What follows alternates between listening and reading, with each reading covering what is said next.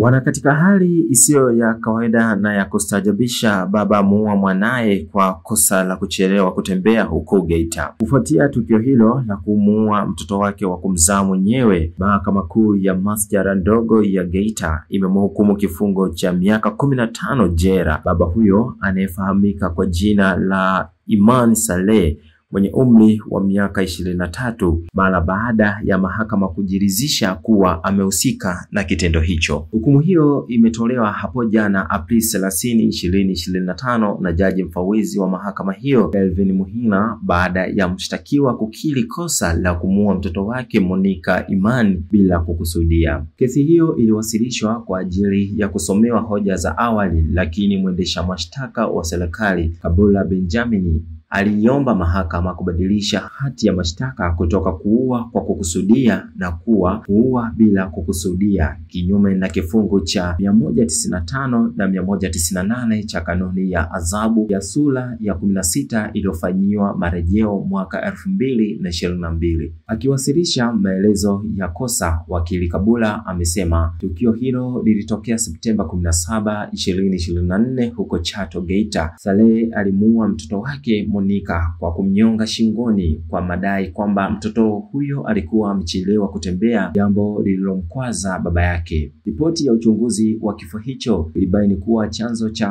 kifo ilikuwa ni kukosa hewa mara baada ya kunyongwa kwa mtoto huyo. Baada ya kukiri kosa la kuua bila kukusudia, mahakama ilimkuta mshtakiwa na hatia chini ya kifungu cha 195 na 198 cha kanuni ya adhabu. Mtazamaji, je, hii ni sawa kwa wazazi kuweza kujichukulia hatua ya kutoa uhai wa watoto wao pindi tu wanapoona mabadiliko kwa watoto wao?